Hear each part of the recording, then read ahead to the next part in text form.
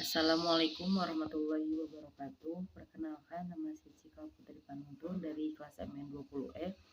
Di sini saya akan menjelaskan materi tentang penganggaran untuk perencanaan dan pengendalian. Kemudian akan menjelaskan materi pengertian perencanaan, pengendalian, dan anggaran. Yang pertama, perencanaan. Perencanaan ialah pandangan ke depan untuk melihat tindakan apa saja yang seharusnya dilakukan agar dapat mewujudkan tujuan-tujuan tertentu. Yang kedua, pengendalian. Pengendalian adalah melihat ke belakang, menentukan apa yang sebenarnya telah terjadi dan membandingkannya dengan hasil yang direncanakan sebelumnya. Perbandingan ini dapat digunakan untuk menyesuaikan anggaran, yaitu melihat ke masa depan sekali lagi. Yang ketiga, anggaran.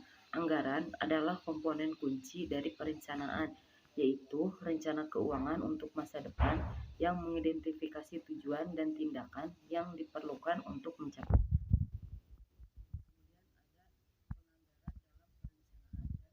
pengendalian. Yang pertama ada perencanaan atau planning, proses mengidentifikasi tujuan dan tindakan yang diperlukan untuk mencapainya. Yang kedua ada anggaran, yaitu budget, ekspresi kuantitatif suatu rencana yang dinyatakan dalam satuan fisik atau keuangan atau keduanya. Yang ketiga, pengendalian kontrol, proses menetapkan standar, memperoleh umpan balik mengenai kinerja yang sesungguhnya, dan melakukan koreksi apabila kinerja menyimpang dari rencana. Kemudian keterkaitan perencanaan, operasi, dan pengendalian. Ada perencanaan, yaitu rencana strategis, kemudian tujuan jangka panjang, tujuan jangka pendek, anggaran kegiatan operasi.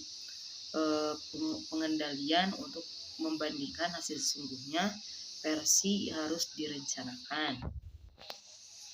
Kemudian ada jenis-jenis anggaran. Yang pertama, anggaran induk, yaitu master budget, adalah rencana keuangan komprehensif bagi organisasi secara keseluruhan, biasanya untuk periode 1 tahun sesuai dengan tahun fiskal perusahaan. Yang kedua, anggaran operasional atau operasional budget, yaitu mendeskripsikan aktivitas yang menghasilkan pendapatan bagi suatu perusahaan seperti penjualan produk dan persediaan barang jadi. Hasil akhir anggaran operasional ini adalah perkiraan laporan laba rugi. Yang ketiga, anggaran keuangan atau financial budget ialah anggaran yang berisi taksiran-taksiran tentang kegiatan-kegiatan dan kondisi finansial perusahaan dalam jangka waktu atau periode tertentu yang akan datang. Kemudian ada sistem penyusunan anggaran. Sistem anggaran induk tradisional, pembuatan anggaran induk sebagian besar didasarkan pada anggaran induk tahun sebelumnya. Zero based budgeting, manajer pusat bertanggung-jawaban harus menjustifikasi setiap aktivitas yang direncanakan dan taksiran biayanya seolah aktivitas tersebut baru pertama kali dilakukan. Planning, program, and budgeting system, alokasi sumber daya organisasi yang terbatas pada aktivitas atau program yang menjanjikan tingkat hasil paling besar. Kemudian ada kelebihan dan kelemahan anggaran induk tradisional. Kelebihannya yang pertama, pendekatan yang disiplin terhadap identifikasi dan pemecahan masalah. Yang kedua, arah dan tujuan bagi manajemen di semua tingkatan. Yang ketiga, meningkatkan koordinasi aktivitas perusahaan. Yang keempat, mekanisme untuk menggalang gagasan dan kerjasama dari semua tingkatan manajemen. Yang keempat, ukuran evaluasi kinerja yang sesungguhnya dan kemampuan manajerial pada eksekutif.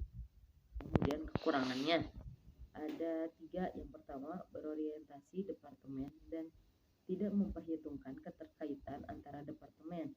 Yang ketiga, statis dan tidak dinamis. Yang keempat, berorientasi hasil bukan proses. Kemudian ada manfaat anggaran. Yang pertama, memaksa para manajer untuk melakukan perencanaan.